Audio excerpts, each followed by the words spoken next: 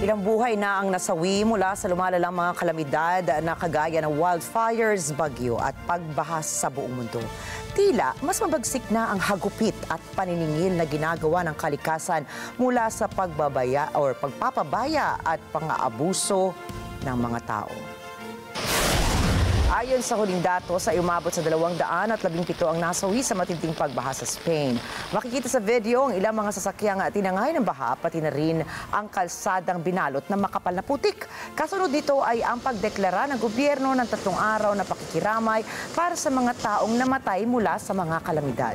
Sa ibang bahagi naman ng mundo, wildfires ang puminsala sa California kung saan ay nasa 132 ang kabuuang infrastruktura ang nasira na. Batay sa ulat ay nagsimula ang sunog sa bundok ng Ventura County at kumalat sa 32 hektarya. Dagdag pa rito ay inilikas ang nasa 10,000 mga katao na ngayon ay nananatili sa mga evacuation centers. Sa kabila nito ay nakahanda ang COP Summit na magpulong para sa nararapat na aksyon sa kaliwat ka ng isyu ng kalamidad, klima at kalikasan.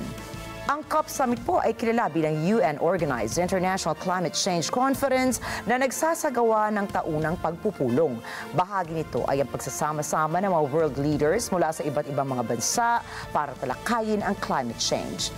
Ngayong taon ay nakatakdang isagawa sa Azerbaijan ang COP29 para pag-usapan ang iba't ibang issue na magtatagal mula November 11 hanggang 22.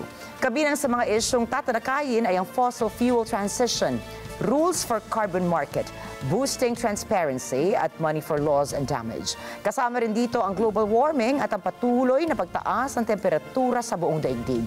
Ang pangunahing paksa na tatalakayin naman ay ang Climate Finance COP, kaugnay sa halaga ng perang kailangang ilabas kada taon. Nakapaloob dito ang pagbibigay ng tulong sa mga developing countries na nakararanas sa matinding problema sa usapin ng klima. Kasunod ito ng nalalapit na pagtatapos sa pledge ng $100 bilyong na pondo para sa taunang climate financing target.